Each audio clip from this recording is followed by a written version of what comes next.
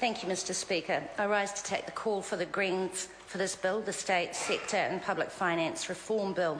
When we vote on this bill today, the bill will be split into three parts: the State Sector Amendment Bill, the Public Finance Amendment Bill number 2, and the Crown Entities Amendment Bill. The Greens will be opposing the State Sector Bill. However, we will be voting in support of the Public Finance Bill and the Crown Entities Bill. We maintain that the changes being made to the State Services Act in this bill erodes the current conditions of state sector workers. In my previous speeches on this bill, I've acknowledged that the Labour Party has made substantial changes to the original bill, which are improvements to what was on offer before. Even so, under this new bill, workers will not get the same access to redundancy as they had before because the provisions are more restrictive. And more worrying, public service workers will also lose their rights around transferring to a new job when the functions of their jobs and the duties have shifted to another department. Given that there has been massive restructuring in the public service, mergers of departments, commissions like the Charities Commission suddenly becoming departments, and the loss of over 5,000 jobs in the state sector over the last 4 years, given all that, taking away the possibility for staff to have some discussion and opportunity to a transfer when their jobs are transferred as of right is a retrograde step. The public sector workforce is facing ever-increasing workloads as the government puts the squeeze on staffing levels. But this has its costs. Yesterday, in the Government and Administration Select Committee, we heard from the Chief Ombudsman, Dame Beverly Wakeham, that the Ombudsman's Office has had an increase in demand for advice and guidance from state sector agencies. And when I asked why, she explained that there'd been a churn of people in the public service, a huge turnover of staff, and consequently a loss of institutional knowledge, a loss of experience. And that even though they weren't strictly charged with the work, it was a better use of resources for the Ombudsman's Office to offer advice and training about the Official Information Act to try to reduce the number of complaints and requests coming through the Ombudsman's Office. And there has been a sharp increase in complaints, a 30% increase over the last year, and more Official Information Act requests than ever before. Some of this can be credited to the fact that the public service is finding it hard to attract and keep skilled and knowledgeable workers, especially since the private sector can offer better pay and conditions. In this type of environment, one would think that enabling employees to transfer if their jobs shift to another department, that would make sense. I remind the House that this ability to transfer applies to chief executives in this bill, but not to other staff. This is hardly fair or even consistent, and it's a reason why we won't be supporting this bill. For the Public Finance Amendment Bill number 2, we support the intent of the bill.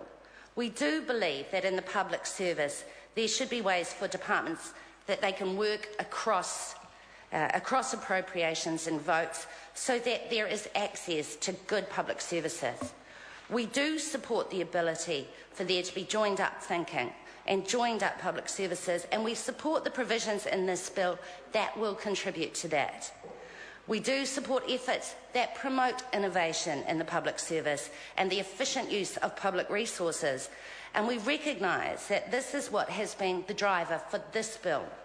Certainly for those who contract with multiple departments to provide services, like some in the not-for-profit sector, there has been ongoing concerns for years and years about the duplication and costliness of multiple reporting and monitoring systems when there is more than one government department involved in their provision of services.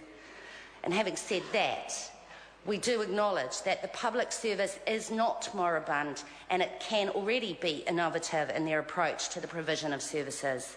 And I think I've previously mentioned the gateway programs for youth at risk, where their educational, health, social and welfare needs are attended to across departments. And there are other examples. Last week, I heard a talk by Judge Tony Fitzgerald from Auckland's New Beginning Court. I was one of 2 MPs, the other was Jacinda Ardern from Labour, who slept outside for the night to raise money for LifeWise, an organisation that works to end homelessness in Auckland. There were over 80 participants sleeping rough for the night, and we heard about this effective and innovative system within the justice system which screens out people with low-level and persistent offending, theft, nuisance type stuff. Because if a person is homeless, it's likely that they will be conducting petty crimes to get by. So they're screened and they're assessed by the New Beginnings Court, and then they work with the judge and a host of other agencies to address their underlying behaviour or mental health or addiction issues and their housing problems as well.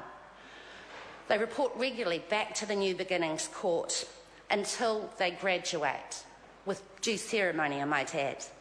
The results are very, very heartening. They report a remarkably low level of reoffending within 6 months after graduation. The funding for this initiative comes from a range of government departments, and the provisions in the Public Finance Bill will make it easier for these types of initiatives to access funding, and that is desperately needed for the New Beginnings Court, because although it's been in operation for 2 years, ongoing funding is by no means secure, and maybe it's even less secure given the reduction in funding that's happening in the justice sector at the moment. So while we agree with these intentions, we will be closely monitoring how the multi-category appropriation and votes remain traceable, and we share that concern with the Labour Party as outlined by Mr Cunliffe. We will also be supporting the Crown Entities Bill. We do have some reservations about the shifting of statements of intent to 3 yearly or more frequently if required by the Minister, and we note the change in definition of subsidiaries that will cover partially sold off state-owned assets. However, on balance, we support this bill. Sir, the state services in New Zealand deserves more than mere tinkering. We echo Sir Geoffrey Palmer's comments that the legislation needs to be examined in closer detail, and he suggests through a Royal Commission. In the meantime, the Greens will oppose any bill that leaves public servants worse off. Thank you.